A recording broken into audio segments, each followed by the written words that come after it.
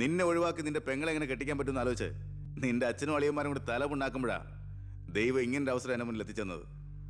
ആദ്യം നിന്നെ സപ്പോർട്ട് ചെയ്യുന്ന CI വിജയനെയും ഗ്രൂപ്പിനെയും ഒരു അന്വേഷണത്തിന്റെ ചുമതല കൊടുത്ത് ഞാൻ സേലത്തേക്ക് അയച്ചു. ഇനി ഇവിടെ വെച്ച് നിനക്കിട്ട് തന്നാലും കൊന്നാലും ചോദിക്കാൻ ആരുമില്ല. പക്ഷെ എന്ത് ചെയ്യാൻ പറ്റും? നീ എന്റെ അളിയനാകാൻ പോലെ. ഒരേ ഒരു അളിയൻ. ഒരു പ്രതിയെ പിടിച്ചാൽ 24 മണിക്കൂറിനകം കോടതിയിൽ ഹാജരാക്കണമെന്ന നിയമം. പക്ഷെ നിന്റെ കാര്യത്തിൽ ഞാൻ പറയുന്ന റൂൾസ്. എന്തായാലും എന്റെ കല്യാണം കഴിയുന്നവരെ അളിയൻ ഈ മുക്കയും ക്യാമ്പിൽ തന്നെ കിടന്നു എന്റെ ഈ കല്യാണക്കുറിയും വായിച്ചോണ്ട്. എന്നാ പിന്നെ കല്യാണത്തിന് ശേഷം തറവാട്ടി നമുക്ക് കാണാം. വരട്ടടാ അളിയ.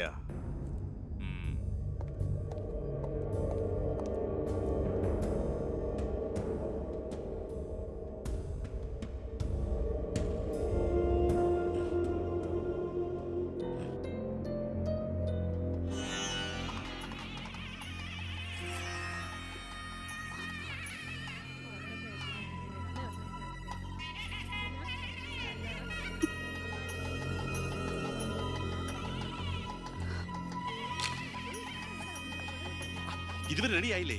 വരണം കൂട്ടിൽ ഇപ്പൊ ഇങ്ങ് എത്തും. ഉണ്ണിയെ കുറിച്ച് വല്ല വിവരവും കിട്ടിയോ? ഫോണിൽ കിട്ടിയപ്പോ ഞാൻ വിവരം പറഞ്ഞതാ. അവനതോ തിരക്കിലാണ്, വരാൻ പറ്റില്ല എന്ന് പറഞ്ഞു. അത് ശരി. സ്വന്തം പെങ്ങളുടെ കല്യാണത്തിനെന്ന് അവന്റെ ഒരു തിരക്ക്. അവനിങ്ങ് വരട്ടെ. പബ്ലിക് വല്ല അടിച്ചു കയറുന്ന ഓഡിറ്റോറിയം ഫുൾ. അതൊക്കെ ഞാൻ നോക്കിക്കോളാം. വേറെ കുഴപ്പമൊന്നുമില്ലല്ലേ? മകളെ എല്ലാം റെഡിയാ? കുഴപ്പമൊന്നുമില്ല അല്ലേ? അച്ഛൻ ടെൻഷൻ അടിക്കാതെ. 2-3 VIP സീറ്റുകൾ ഒഴിച്ചിടണം. കേന്ദ്രമന്ത്രി വിശാൽ ശർമ്മ എയർപോർട്ടിൽ എത്തിക്കാനായിട്ടും. ഓക്കെ.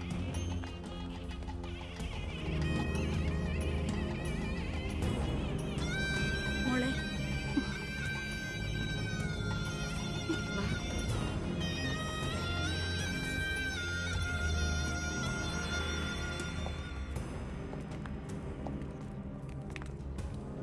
ഏഴ് ദിവസം മുഖ്യം ക്യാമ്പിൽ കടത്തിയിട്ട് ജഡ്ജ്മെന്റ് പറഞ്ഞു കേട്ടില്ലേ, ഇന്നലെ ഉച്ചയ്ക്ക് കസ്റ്റഡിയിലെടുത്താണെന്ന്. എന്തായാലും FIR ശിക്ഷ ഇളവ് കിട്ടാനുള്ള ചാർജേ ഉള്ളൂ. നിന്നെ ഒഴിവാക്കി നിന്റെ പെങ്ങളുടെ കല്യാണം നടത്താനുള്ള തന്ത്രമായിരുന്നു അതിന് പിന്നിൽ. അത് വെറും കല്യാണമായിരുന്നില്ല. കേന്ദ്രം ഭരിക്കുന്നവരടക്കം കേരളത്തിലെ സകല മന്ത്രിമാരുണ്ടായിരുന്നു. ആരുണ്ടായാലും എന്താ, ഒരേ ഒരു മകനെ ജയിലിൽ അടച്ചിട്ടല്ലേ.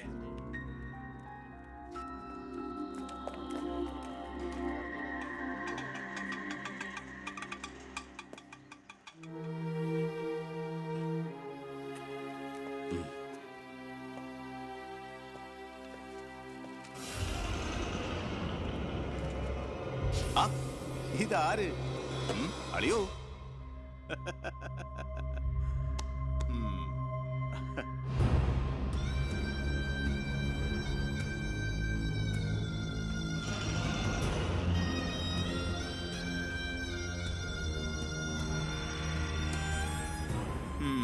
ഒരു ദൂരയാത്ര കഴിഞ്ഞ് വരുന്ന ലക്ഷണമുണ്ടല്ലോ.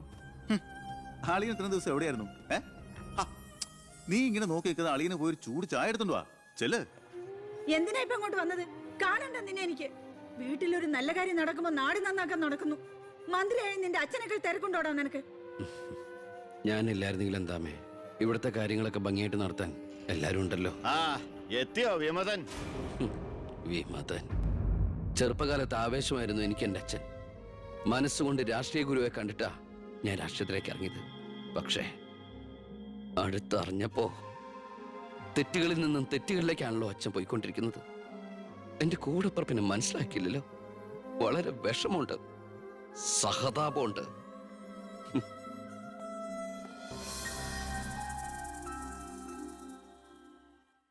കൂട്ടക്കൊല നടന്നതിന്റെ പിറ്റേന്ന് മൈതാനത്തിലെത്തിയ ഭഗത് സിംഗിന് അവിടുത്തെ കാഴ്ചകൾ കണ്ട് സഹിക്കാൻ പറ്റില്ല. ചോര പുരണ്ട ഒരു പിടി മണ്ണ് കയ്യിലെടുത്ത് ആ ബാലൻ പ്രതിജ്ഞ ചെയ്തു, ഞാൻ എന്നെ തന്നെ രാജ്യത്തിനായി സമർപ്പിക്കുന്നു. എന്താ അവിടെ നോക്കട്ടെ, എവിടുന്നത് ചോദിച്ചാടില്ലേ? അന്ന് കണക്ക് സാറിനെ വെട്ടിക്കൊല്ലാൻ വന്നില്ലേ, അയാളുടെ കയ്യിൽ നിന്ന് തെറിച്ചു പോയതാ. സർ, ഇതാണ് ആ ഫോൺ. പ്രസാദ് കൊല്ലപ്പെട്ട സമയത്ത് പ്രതിയിൽ നിന്ന് നഷ്ടപ്പെട്ടതാണിത്. സർ, പ്രസാദ് കൊല ചെയ്യപ്പെടുന്നതിന് മുമ്പ് ഈ ഫോണിൽ നിന്നുള്ള ലാസ്റ്റ് ഔട്ട് ഗോയിങ് കോള് മന്ത്രി ബാലഗംഗാധരന്റെ ഫോണിലേക്കായിരുന്നു. റിമാൻഡിൽ കഴിയുന്ന പ്രതിയെ വീണ്ടും ചോദ്യം ചെയ്തപ്പോ മന്ത്രിയുടെ പങ്കിനെ കുറിച്ച് വ്യക്തമായ സൂചന ലഭിച്ചിട്ടുണ്ട് സർ. അത് മാത്രമല്ല സർ, മണിമലയാർ ഡാം അഴിമതി കേസിൽ രണ്ടു വട്ടം നോട്ടീസ് അയച്ചിട്ടും മേനോ ഹാജരായിട്ടില്ല.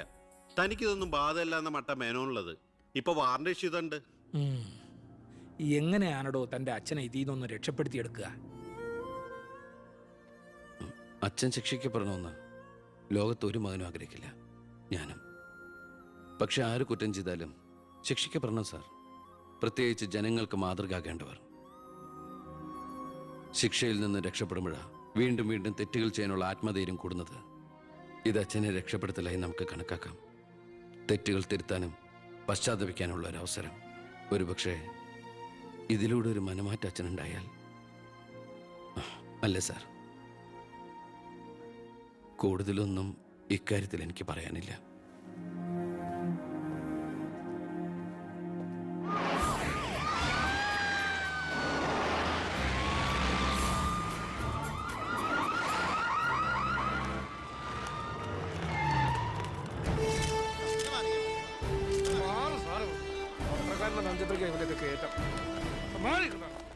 നിങ്ങളോട് വെയിറ്റ് ചെയ്യൂ സർ. അച്ഛാ, ഹർഷം വരുന്നു. അച്ഛാ, ആ, മുഖ്യമന്ത്രിയുടെ ഓർഡർ കൈ കിട്ടി അല്ലേ? അച്ഛനെ അറസ്റ്റ് ചെയ്യാൻ മരുമകന് ഡ്യൂട്ടി. അവറാച്ചൻ കളിക്കട്ടോ, കളി അവിടെ വരെ പോകുന്ന കാണാം നമുക്ക്. അച്ഛനെ കോടതിയിലേക്ക് കൊണ്ടുപോയാൽ മതി. ജാമ്യത്തിനുള്ള ഏർപ്പാടൊക്കെ ഞാൻ ചെയ്തിട്ടുണ്ട്. വക്കീലുമായി ജോസ്പേട്ടൻ കോടതി വെയിറ്റ് ചെയ്യാ. നീ എങ്ങനെ എന്നെ കൊണ്ടുപോകുന്ന? കാറിൽ ഫോളോ ചെയ്താൽ മതി. കാറിലോ? എന്റെ പട്ടി വരും. പോലീസ് ജീപ്പിന്റെ പിന്നിലിട്ട് തന്നെ എന്നെ കൊണ്ടുപോകണം. അതിനു മുമ്പ് ഈ മുറ്റത്തിട്ട് എന്നെ തല്ലി ചതയ്ക്കണം, മുടുമുണ്ട് വലിച്ചു പറിക്കണം. ആ, പിന്നെ പത്രക്കാരോ ചാനലുകാരോ ചോദിച്ചു കഴിഞ്ഞാൽ മുഖ്യന്റെ സ്പെഷ്യൽ ഓർഡർ ആണെന്നൊക്കെ പറഞ്ഞേക്കണം. ഇതൊന്നും നീ ചെയ്യണ്ട, പോലീസുകാരെ കൊണ്ട് ചെയ്യിച്ചാൽ മതി. അയ്യോ, ഓ, ഇത് മുഖ്യമന്ത്രിയെ താഴെ ഇറക്കാനുള്ള കുശാഗ്രമതി ഇല്ലേ? എന്റെ പൊന്നെ, ഞാൻ എന്തുവായി കേൾക്കുന്നേ? ഗുരു എന്നെ ഒന്ന് അനുഗ്രഹിച്ചാട്ടെ. ആ അനുഗ്രഹമൊക്കെ അവനോട് വാങ്ങിച്ചാൽ മതി. അയ്യോ, മേനോൻ സാറിന്റെ ബുദ്ധി. കാര്യങ്ങളൊക്കെ നമ്മുടെ പോലീസുകാരോടൊന്ന് പറഞ്ഞേക്കാം. ജയ്,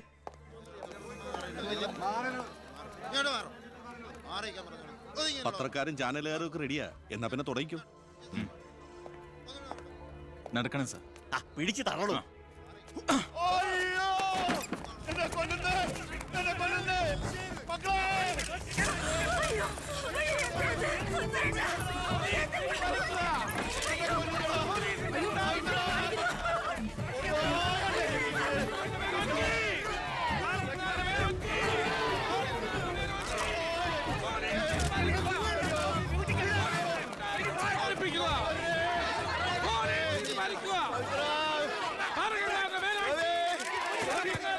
എന്ത് പോക്കറ്റമാണോ കാണിക്കുന്നത്? ഒരു മിനിസ്റ്ററല്ലേ അദ്ദേഹം? വീട്ടിൽ കയറി അനാവശ്യം കാണിക്കാതെ ബഹളം ഉണ്ടാക്കരുത്. ഇത് chief minister order. Chief minister order.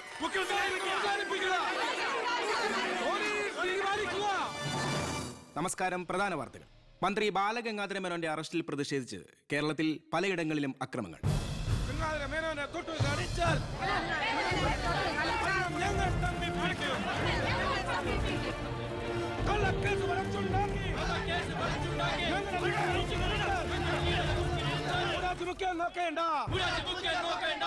ഇപ്പോൾ കിട്ടിയത് അറസ്റ്റിലായിരുന്ന വിദ്യാഭ്യാസ മന്ത്രി ശ്രീ ബാലഗംഗാധര മേനോന് കോടതി ജാമ്യം അനുവദിച്ചു.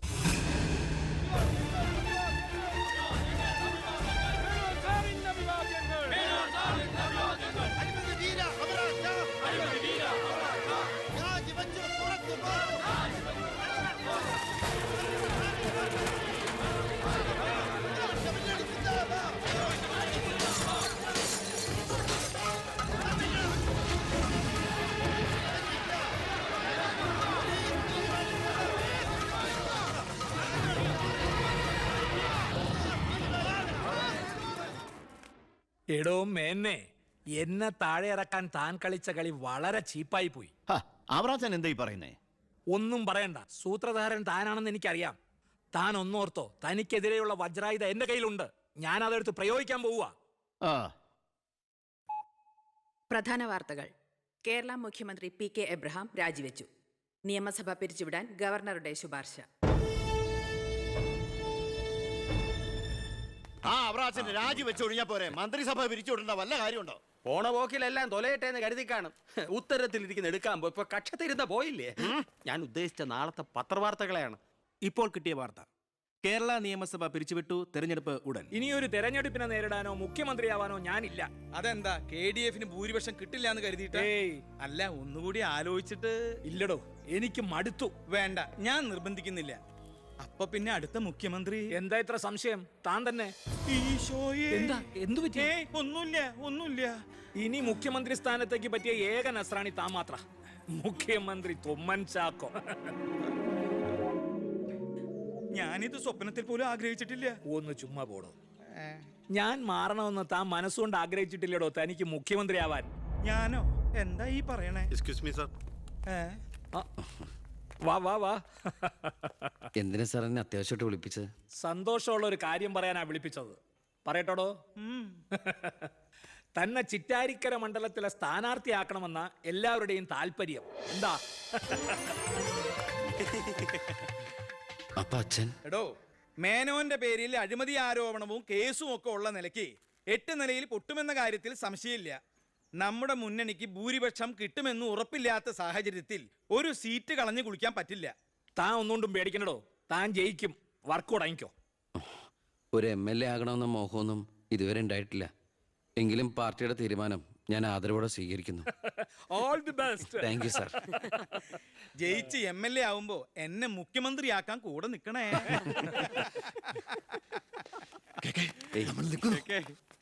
ഞാൻ ജീവിച്ചിരിക്കുമ്പോ ചിറ്റാരിക്കര മണ്ഡലത്തിൽ പുതിയൊരു സ്ഥാനാർത്ഥിയെ കുറിച്ച് ചിന്തിക്കേണ്ട കാര്യമില്ല. അത് നടക്കില്ല.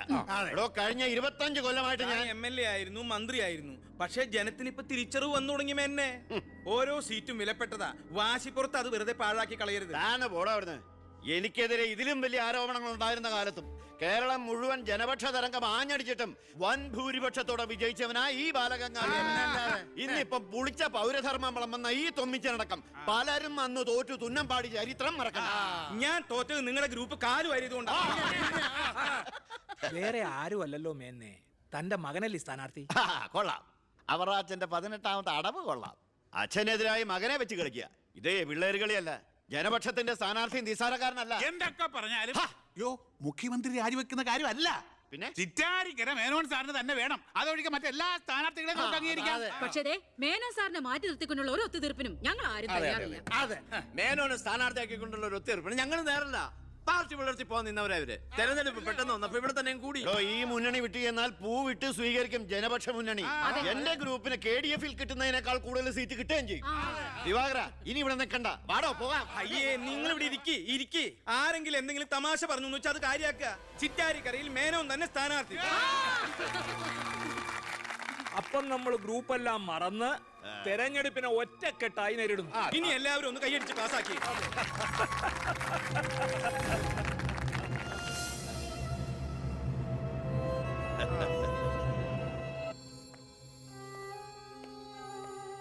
വിഷമിക്കണ്ടോ, താൻ ചെറുപ്പമല്ലേ, ഇനി അവസരമുണ്ട് ഒരുപാട്. എനിക്കൊരു വിഷമമില്ല സാർ. ഒരു MLA ആകാൻ വേണ്ടി വ്രതം നോറ്റെടുക്കുന്ന ഒരാളല്ല ഞാൻ. അധികാരത്തിന്റെ അപ്പകഷ്ണം കിട്ടാൻ ചെയ്തു കൂട്ടിയ നെറുകേടുകളൊക്കെ പരസ്പരം മറക്കും, എല്ലാം പൊറുക്കും, എല്ലാവരും ഒന്നാക്കും. അധികാരം കിട്ടിക്കഴിയുമ്പോൾ പിന്നെയും തമ്മിൽ തല്ലും, പിരിയും. പക്ഷേ കൂടെ നിൽക്കുന്ന എന്നെ പോലുള്ള അണികൾക്ക് അത് ചിലപ്പോൾ ഉൾക്കൊള്ളാൻ കഴിഞ്ഞെന്ന് വരില്ല, എളുപ്പം ദഹിച്ചെന്ന് വരില്ല. വരട്ടെ സാർ.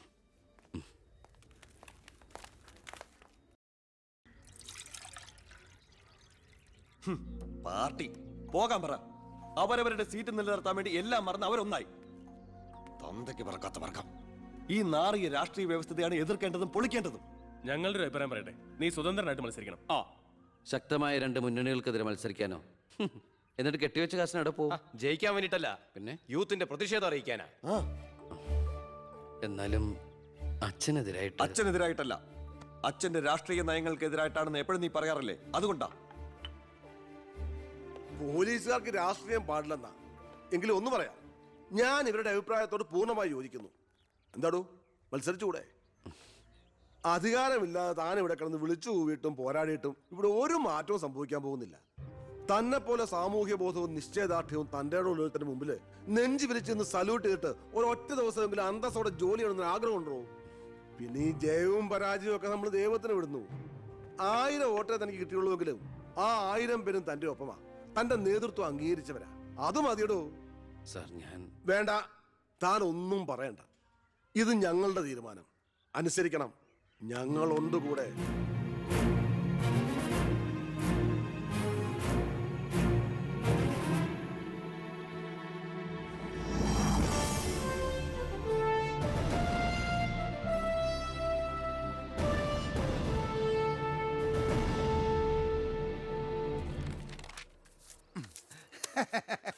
ഒരുപാട് തെരഞ്ഞെടുപ്പുകൾക്ക് ഞാൻ പോസ്റ്റർ ഒട്ടിച്ചിട്ടുണ്ട്.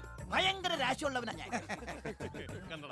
ഞാൻ പോസ്റ്റർ ഒട്ടിച്ച ഒരു സ്ഥാനാർത്ഥിയും ഒരു ഇലക്ഷൻ ഇന്നേ വരെ ജയിച്ചിട്ടില്ല. അതെന്റെ ക്വാളിഫിക്കേഷൻ. എന്റെ അമ്മയുടെ സത്യം. 77 തെരഞ്ഞെടുപ്പിൽ ഞാൻ പോസ്റ്റർ ഒട്ടിച്ച സ്ഥാനാർത്ഥി തോമസ് ചാണ്ടി ഇടിവെട്ടേറ്റ് മരിച്ചു. 84 സ്ഥാനാർത്ഥി പാണ്ടിലോറി കയറി മയ്യത്തായി. പിന്നെ മരിക്കാത്ത സ്ഥാനാർത്ഥികൾക്ക് കെട്ടിവെച്ച കാശ് പോലും കിട്ടില്ല. പിന്നെ മൈക്ക് അനൗൺസ്മെന്റിൽ ഞാൻ ബഹുമെടുക്കാനാ. മൈക്ക് അലവൻസ് അല്ല, മൈക്ക് അനൗൺസ്മെന്റ്. അതന്നെ ഞാനും പറഞ്ഞത്. എനിക്കറിഞ്ഞൂടെ? ഇവന് നീ എന്റെ മാനം കളയരുത് ഈശ്വര. ഇവന്റെ കെട്ടിവെച്ച കാശെങ്കിലും കൊടുത്തേക്കണേ. ഇല്ല, ഇവന്റെ കാര്യം എനിക്കറിയാൻ പാടില്ല. ഈ തെരഞ്ഞെടുപ്പിൽ ഞാൻ സ്വതന്ത്രനായി മത്സരിക്കുന്നത് ഇവിടുത്തെ രാഷ്ട്രീയ കച്ചവടക്കാരോട് ജനങ്ങൾക്കുള്ള പ്രതിഷേധം അറിയിക്കാനാണ്. എന്റെ പ്രിയപ്പെട്ട നാട്ടുകാരെ, ഈ രാജ്യത്തിൽ ജനപക്ഷ മുന്നണി സ്ഥാനാർത്ഥി സഖാവ് ജനാർദ്ദനൻ പിള്ളയ്ക്ക് അരിവാൾ അടയാളത്തിൽ വോട്ട് രേഖപ്പെടുത്തുവാൻ പ്രിയപ്പെട്ട വോട്ടർമാരെ, KDF-ന്റെ ശക്തനായ സ്ഥാനാർത്ഥി ശ്രീ ബാലഗംഗാധര മേനോന് ശാന്തിയുടെയും സമാധാനത്തിന്റെയും ചിഹ്നമായ അമ്പും വില്ലും അടയാളത്തിൽ നിങ്ങളുടെ വിലയേറിയ വോട്ടുകൾ രേഖപ്പെടുത്തി വമ്പിച്ച ഭൂരിപക്ഷത്തോടെ വിജയിപ്പിക്കുവാൻ അപേക്ഷിക്കുകയാണ്, അഭ്യർത്ഥിക്കുകയാണ്. ജനാധിപത്യ വിശ്വാസികളെ, നാട്ടുകാരെ, അഴിമതിക്കാരെയും കൊള്ളക്കാരെയും ഈ നാട്ടിൽ നിന്ന് എത്രയും പെട്ടെന്ന് കെട്ടുകെട്ടിക്കുന്നതിന് യുവത്വത്തിന്റെ പ്രതീകമായ കൃഷ്ണകുമാറിന് നമ്മുടെ ദേശീയ മൃഗമായ ഒന്നും മിണ്ടാണ്ടിരിക്കും. അത് തന്നെ ഞാൻ പറയാൻ പോണത്. നമ്മുടെ ദേശീയ മൃഗമായ കടുവയുടെ സ്വന്തം ചേട്ടനായ സിംഹം അടയാളത്തിൽ വോട്ടുകൾ രേഖപ്പെടുത്തി വിജയിപ്പിക്കണമെന്ന് അഭ്യർത്ഥിക്കുകയാണ്, അപേക്ഷിക്കുകയാണ്. ഇലക്ഷൻ ഫണ്ടിലേക്ക് സംഭാവനയായി കിട്ടിയ പണം മുഴുവൻ എടുത്ത് ചിലവാക്കേണ്ട കാര്യമൊന്നുമില്ല. അല്ലാതെ തന്നെ അച്ഛൻ ജയിക്കും, ഉറപ്പാ. അത് ശരിയാ. ഇനി അഥവാ തോറ്റാ തന്നെ ആ പണം എന്തെങ്കിലും സൈഡ് ബിസിനസിന് ഉപകരിക്കും. പിസാ കച്ചവടോ കുഴൽ പണമോ. തോൽവി എന്ന വാക്ക് എന്റെ ചരിത്രത്തിലില്ല. സ്കൂളിൽ പോകാത്തോണ്ട് അവിടെയും തോറ്റിട്ടില്ല. ഞാൻ ഉദ്ദേശിച്ച എന്നെ തന്നെയാ. വന്നല്ലോ എതിർകക്ഷി. അയ്യോ, ദേ അങ്ങോട്ട് കൊടുക്കടി. വോട്ട് ചോദിച്ച് തെണ്ടി തെരിഞ്ഞ് ക്ഷീണിച്ചു വന്നിരിക്കുക. കുടുംബത്തിന് മാനക്കേടുണ്ടാക്കാനും പത്രക്കാർക്ക് കഥകൾ ഉണ്ടാക്കാനും കോമാളി വേഷം കിട്ടി ഇറങ്ങിയിരിക്കുക. സംശയമുണ്ടോ? കഷ്ടാൽ കഷ്ടം. അച്ഛന് കിട്ടേണ്ട കുറച്ച് വോട്ടുകൾ പിടിക്കുമായിരിക്കും, എന്നിട്ട് ജയിക്കുവോ? അതുമില്ല. അതുകൊണ്ട് ആർക്കാ നേട്ടം? ജനപക്ഷ മുന്നണിക്ക്. യവൻ കാരണം ആർക്കും ഒരു ഗുണം കിട്ടില്ല. ഇവനൊക്കെ ആര് വോട്ട് കൊടുക്കാനാ? ഈ കുടുംബത്തിന് പോലും ഒരു വോട്ട് കിട്ടിവിടാന്നൊക്കെ. ഇവിടുന്ന് ഒരു ഓട്ടം എനിക്ക് ഉറപ്പുണ്ട്. എന്റെ അമ്മയുടെ അല്ലേ അമ്മേ? അമ്മയുടെ വോട്ട് ചോദിക്കാൻ വന്നേക്കണം. വോട്ട് ചോദിക്കാൻ വന്ന മകനെ അട്ടിപ്പായിക്കണ്ടായിരുന്നു. സുഹൃത്തുക്കളെ, നിങ്ങൾക്ക് എല്ലാവർക്കും അറിയാം, കഴിഞ്ഞ 25 വർഷമായിട്ട് എന്റെ നാട്ടുകാർ എനിക്ക് തീരെഴുതി തന്നിട്ടുള്ള മണ്ഡലമാണ് ചിറ്റാരിക്കര. അതൊരു പോരായ്മ തന്നെയാണ്. അതെ അതെ, എന്ന് എതിർ പാർട്ടിക്കാർ പറയുമെന്ന് ഞാൻ ഉദ്ദേശിച്ചത്. ചിറ്റാരിക്കരയിൽ നിന്നും കേരളക്കര മൊത്തം KSRTC ബസ് സർവീസ് ഇല്ലേ? ഗതാഗത മന്ത്രിയായിരുന്നപ്പോ ഞാൻ ചെയ്തതാ ഈ നാടിന് വേണ്ടി ഇതൊക്കെ. ഇനി ഈ നാട്ടിലെ പട്ടിണിപ്പാവങ്ങൾക്ക് വേണ്ടി ഒരു എയർപോർട്ട്, അതാണ് എന്റെ സ്വപ്നം. പട്ടിണി പാവങ്ങൾക്ക് എയർപോർട്ട് അത്യാവശ്യമല്ലേ? ലണ്ടനിൽ പോവാൻ, അതെന്തിന്? വെളുക്കിരിക്കാൻ. ഈ നാടിനെ സ്വർഗതുല്യമാക്കാൻ നിങ്ങൾ എന്നെ വിജയിപ്പിച്ച് മന്ത്രിയാക്കി ചിറ്റാരിക്കരയുടെ പാരമ്പര്യം നിലനിർത്തണമെന്ന് ആഹ്വാനം ചെയ്തുകൊണ്ട് നിർത്തുന്നു. ജയ് ഹിന്ദ്. അടുത്തതായി 2 പ്രമുഖ മുന്നണി സ്ഥാനാർത്ഥികൾക്കെതിരെ സ്വതന്ത്രനായി മത്സരിക്കുന്ന ബി കൃഷ്ണകുമാറിന് എന്താണ് പറയാനുള്ളത് നമുക്ക് നോക്കാം. സ്വന്തം അച്ഛനെതിരെ മത്സരിക്കുന്നതാണോ ഇല്ലടോ? പ്രിയമുള്ളവരെ, ബഹുമാന്യരായ എന്റെ 2 എതിർ സ്ഥാനാർത്ഥികളുടെ മോഹനസുന്ദര വാഗ്ദാനങ്ങളും വീരവാദങ്ങളും നിങ്ങൾ കേട്ടുകഴിഞ്ഞു. നടക്കാത്ത വാഗ്ദാനങ്ങൾ നൽകി നിങ്ങളെ വഞ്ചിക്കാൻ ഞാൻ തയ്യാറല്ല. പക്ഷേ ഒരു കാര്യം നിങ്ങളെ അറിയിക്കാൻ ഞാൻ ഈ അവസരം ഉപയോഗിക്കുകയാണ്. ശക്തമായ 2 മുന്നണികൾക്കെതിരെ മത്സരിക്കുന്ന ഒരു സ്വതന്ത്ര സ്ഥാനാർത്ഥിയാണ് ഞാൻ. വിജയ സാധ്യത വളരെ കുറവായി എനിക്ക് ഇവിടുത്തെ പല പ്രമുഖ വ്യവസായികളും പ്രമാണിമാരും കുറച്ച് പാരിതോഷികങ്ങൾ തന്നിട്ടുണ്ട്.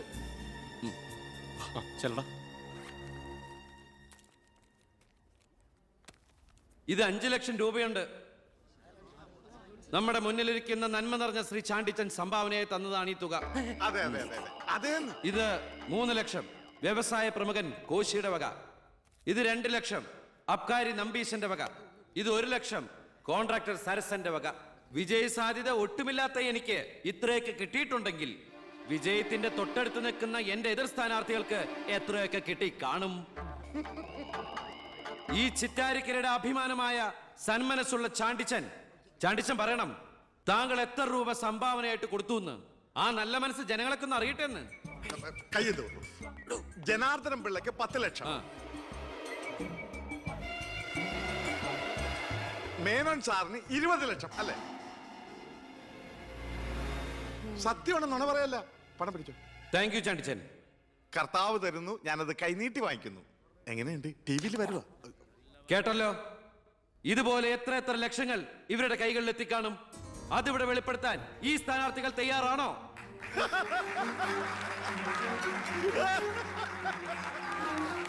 ബഹുമാന്യരെ, ഈ പണം കൊണ്ട് എന്റെ പോസ്റ്ററുകൾ അച്ചടിച്ച് ഈ മണ്ഡലം മുഴുവൻ ഒട്ടിക്കാം, ബാനറുകൾ കെട്ടാം, വോട്ടുകൾ വിലയ്ക്ക് വാങ്ങാം. പക്ഷേ ഞാനത് ചെയ്യില്ല. 25 കൊല്ലമായിട്ട് നിങ്ങൾ ജയിപ്പിച്ചു വിടുന്ന ശ്രീ ബാലഗംഗാധര മേനോന്റെ മണ്ഡലത്തിലെ ജനറൽ ഹോസ്പിറ്റലിൽ ഒരു ആംബുലൻസ് ഉണ്ടോ? അത്യാവശ്യ സൗകര്യങ്ങളുണ്ടോ?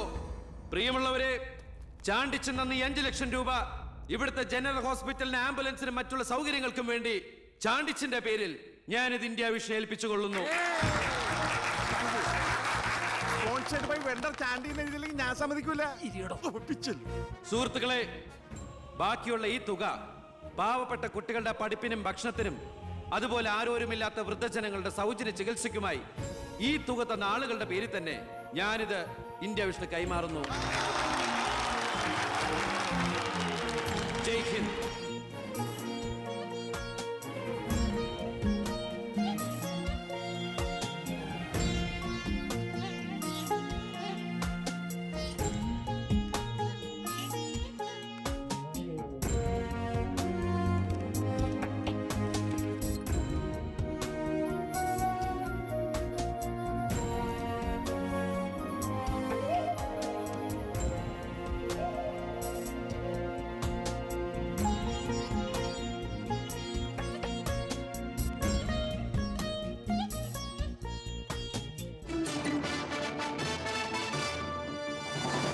പന്ത്രണ്ടാം നിയമസഭയിലേക്ക് നടന്ന വാശിയേറിയ തെരഞ്ഞെടുപ്പിൽ 72% വോട്ട് രേഖപ്പെടുത്തി.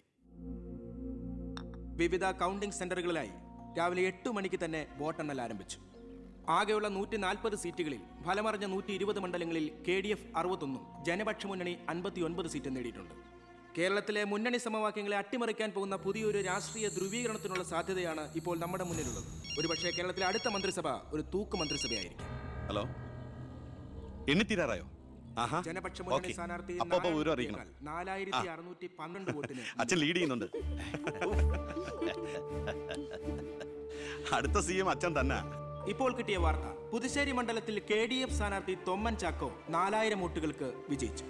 ഇത്തവണയും ഭരണം ലഭിച്ചാൽ KDF-ൽ മുഖ്യമന്ത്രിയാകാൻ സാധ്യതയുള്ള ആളാണ് തൊമ്മൻ ചാക്കോ. വയനാട് ജില്ലയിലെ സംവരണ സീറ്റിൽ KDF സ്ഥാനാർത്ഥിയും ആദിവാസി നേതാവുമായ ശ്രീ പൊറ്റക്കുഴി ചെല്ലപ്പൻ തെരഞ്ഞെടുക്കപ്പെട്ടു. ഇപ്പോൾ കിട്ടിയ വാർത്ത, ചിറ്റാരിക്കര മണ്ഡലത്തിലെ വോട്ടെണ്ണൽ പൂർത്തിയായി. സംസ്ഥാനം ഏറെ ഉറ്റുനോക്കിയ മണ്ഡലമായിരുന്നു ചിറ്റാരിക്കര. മുൻ മന്ത്രിയും KDF സ്ഥാനാർത്ഥിയുമായ ശ്രീ ബാലഗംഗാധര മേനോൻ മുന്നിട്ട് നിന്നിരുന്നുവെങ്കിലും ഇപ്പോൾ 3ാം സ്ഥാനത്തേക്ക് പിന്തള്ളപ്പെട്ടു. ഇരു മുന്നണികളെയും പരാജയപ്പെടുത്തി സ്വതന്ത്ര സ്ഥാനാർത്ഥി B കൃഷ്ണകുമാർ വിജയിച്ചിരിക്കുന്നു.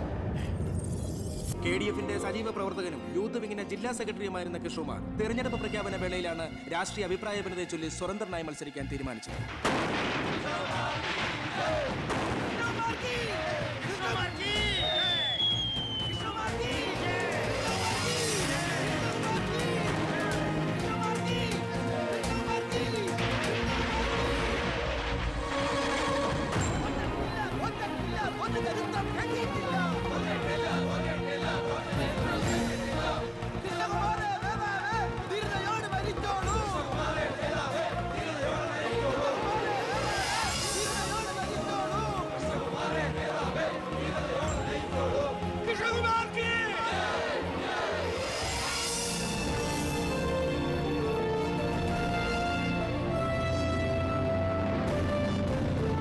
നമസ്കാരം. പ്രധാന വാർത്തകൾ. തെരഞ്ഞെടുപ്പ് ഫലം പൂർത്തിയായപ്പോൾ വ്യക്തമായ ഭൂരിപക്ഷം ആർക്കും ലഭിക്കാത്തതിനാൽ കേരള രാഷ്ട്രീയം അനിശ്ചിതത്വത്തിൽ. ഇരു മുന്നണികളും സജീവ ചർച്ചയിലാണ്. കഴിഞ്ഞ തവണ 100 സീറ്റ് നേടിയ മുന്നണിയാ, ഇത്തവണ അത് 70 സീറ്റിൽ ഒതുങ്ങി. അത് നിങ്ങളുടെ ഭരണത്തിന്റെ നേട്ടാ. അത് നിങ്ങൾ കാലുവാരി കൊണ്ട് സംഭവിച്ചതാ. ഇങ്ങനെ പരസ്പരം പഴിയാരാതെ ഇനി എന്ത് വേണമെന്നാണ് ആലോചിക്കേണ്ടത്. എന്തൊക്കെ പറഞ്ഞാലും മുഖ്യമന്ത്രി രാജിവെക്കണം. രാജിവെക്കാൻ ഇവിടെ ആരും മുഖ്യമന്ത്രി ആയിട്ടില്ലടോ. നമുക്ക് ഇവിടെ ഭരിക്കാൻ പറ്റുമെന്ന് ഒരു തീരുമാനമായിട്ടില്ല. എന്തായാലും 69 സീറ്റ് വെച്ച് പ്രതിപക്ഷത്തിന് മന്ത്രിസഭ ഉണ്ടാക്കാൻ പറ്റില്ല. പക്ഷേ കൃഷ്ണകുമാർ നമ്മളോടൊപ്പം നിന്നാലേ നമുക്ക് ഭരിക്കാൻ പറ്റൂ. എന്നാലേ 71 തികയൂ. കൃഷ്ണകുമാർ അതിന് തയ്യാറാവോ? സീറ്റ് കൊടുക്കാത്തതിന്റെ ദേഷ്യം കാണില്ലേ? ഞാൻ ഇതിനെക്കുറിച്ച് അവനോടൊന്ന് സംസാരിച്ചു. അവൻ ഇങ്ങോട്ടൊന്ന് വരാമെന്ന അർത്ഥസമ്മതം മൂളിയിട്ടുമുണ്ട്.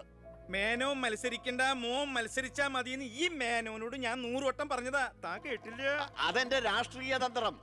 മകനെ നിർത്തിയിരുന്നെങ്കിൽ പ്രതിപക്ഷം പറയും മക്കൾ രാഷ്ട്രീയമെന്ന്. അച്ഛന്റെ പിൻബലമില്ലാതെ മക്കൾ സ്വയം വളരണം. അവനത് തെളിയിച്ചു. അതിനുവേണ്ടിയാ ഞാൻ എതിർത്തത്. വരണം വരണം വരണം.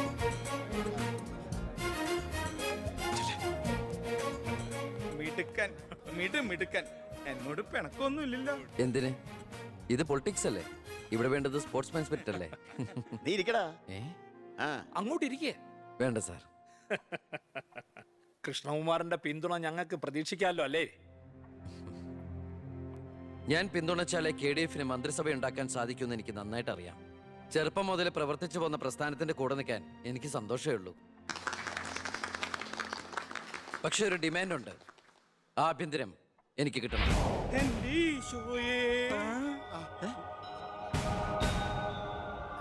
ഞാൻ ആ കാര്യം പറയാനിരിക്കായിരുന്നു. Home minister ആകാനോ? അത് നടപ്പില്ല. മന്ത്രി ആകണമെങ്കിലേ വകുപ്പിനെ കുറിച്ച് അറിയണം, പ്രവൃത്തി വരികയോ വേണം. ആരതൊക്കെ പഠിച്ചിട്ട് ഇവിടെ മന്ത്രിയാണത്? ദിവാരേട്ടൻ ഗതാഗത മന്ത്രിയായിട്ട് ഇരുന്നിട്ടില്ലേ? പണ്ടങ്ങോ ബസ്സിൽ കയറിയതാണോ പ്രവൃത്തി പരിചയം? വണ്ടി ഓടിക്കാൻ അറിയോ ദിവാരേട്ടന്? വേണ്ട.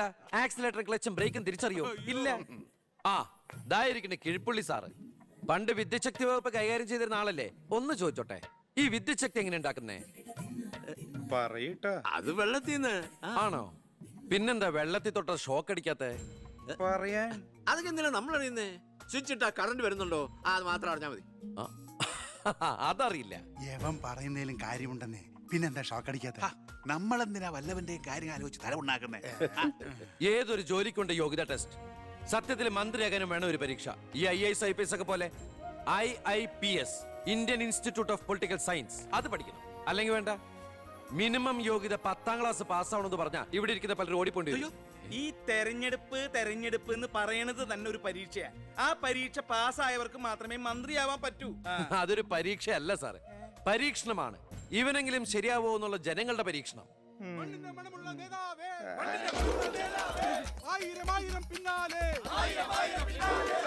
മതി. ഇനി നിങ്ങൾ ഇവിടുന്ന് ജൈവിച്ചോ. ഞാൻ പറയാതെ ആരും നിർത്തരുത്. മണമുള്ള നേതാവേ, ആയിരം ആയിരം പിന്നാലെ. എന്തിനാ ഇങ്ങനെ ഓരോന്നിനെ സൃഷ്ടിക്കണേ? അപ്പൊ സാറേ, എന്റെ കക്ഷി മത്സരിച്ച 3 സീറ്റിലും ഞങ്ങൾ വിജയം കണ്ടെത്തി കഴിഞ്ഞു. ഇവരുന്ന മന്ത്രിസഭയിൽ ആഭ്യന്തരം തന്നെ പിടിക്കാനാണ് എന്റെ തീരുമാനം. എങ്കിലും ഞാൻ ഇറങ്ങാണ്.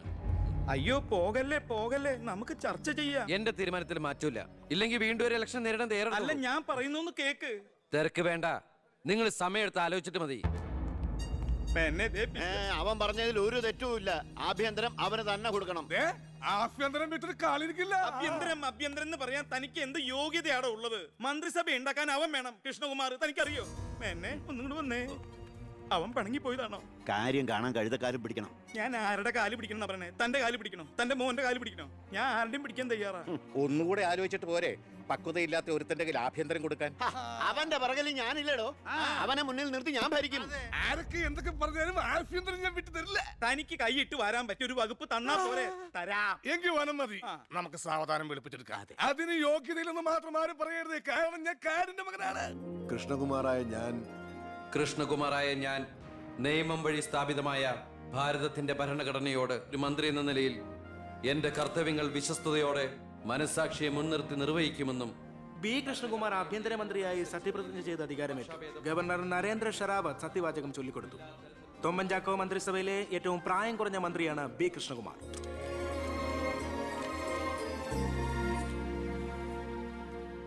പുരകത്തുമ്പോൾ വാഴ വെട്ടുന്നു എന്ന രീതിയിലല്ലേ ഭൂരിപക്ഷം തികയ്ക്കാൻ ബുദ്ധിമുട്ടിയ KDF-ൽ നിന്നും നിങ്ങൾ ആഭ്യന്തരമന്ത്രി സ്ഥാനം വില പറഞ്ഞു വാങ്ങിച്ചത്?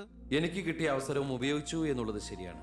അത് പക്ഷേ എന്റെയും കുടുംബത്തിന്റെയും സാമ്പത്തിക ഭദ്രത അരക്കെട്ട് ഉറപ്പിക്കാനോ അധികാര ദുർവിനിയോഗത്തിനോ അല്ല, മറിച്ച് എനിക്ക് കിട്ടിയ ഈ അധികാരം ജനനന്മയ്ക്കായി വിവേകത്തോടെ ഉപയോഗിക്കാനാണ്. അച്ഛനെതിരെ മത്സരിച്ചപ്പോഴുണ്ടായ മാനസികാവസ്ഥ? ഞാൻ അച്ഛനെതിരായിട്ടല്ല, അച്ഛന്റെ രാഷ്ട്രീയ നയങ്ങൾക്കെതിരെയാണ് മത്സരിച്ചത്. രാഷ്ട്രീയം വ്യക്തിനിഷ്ഠമല്ല. അച്ഛനെ തോൽപ്പിച്ചപ്പോൾ എന്തു തോന്നി? ഞാനല്ലോ തോൽപ്പിച്ചത്, ജനങ്ങളല്ലേ. രാഷ്ട്രീയക്കാർ കൊള്ളരുതായ്മ കാണിച്ചാൽ വോട്ടിങ്ങിലൂടെ പുറത്താക്കാൻ ജനങ്ങൾക്ക് അവകാശമുണ്ട്. അപ്പോൾ താങ്കളുടെ അച്ഛൻ ശ്രീ ബാലഗംഗാധരൻ ഒരു കൊള്ളരുതാത്തവരും അഴിമതിക്കാരും ഒക്കെ ആണെന്നാണോ ബഹുമാനപ്പെട്ട മന്ത്രി പറയുന്നത്? ഞാനൊരു വ്യക്തിയല്ല ഉദ്ദേശിച്ചത്. അച്ഛൻ കുറ്റവിമുക്തനാണെന്ന് തെളിയിക്കപ്പെട്ട താങ്കൾ ഈ മന്ത്രിസ്ഥാനം ഒഴിഞ്ഞ് അദ്ദേഹത്തിന് വീണ്ടും ഒരു അവസരം നൽകുമോ? അച്ഛൻ നിരപരാധിയാണെന്ന് തെളിഞ്ഞാൽ പാർട്ടി ആവശ്യപ്പെട്ടാൽ എന്റെ മന്ത്രി പദവിയും MLA സ്ഥാനവും ഉപേക്ഷിക്കാൻ ഞാൻ തയ്യാറാണ്. കുറച്ച് സമയം, ഒരുപാട് കാര്യങ്ങൾ. അപ്പോ നമുക്ക് വീണ്ടും കാണാം.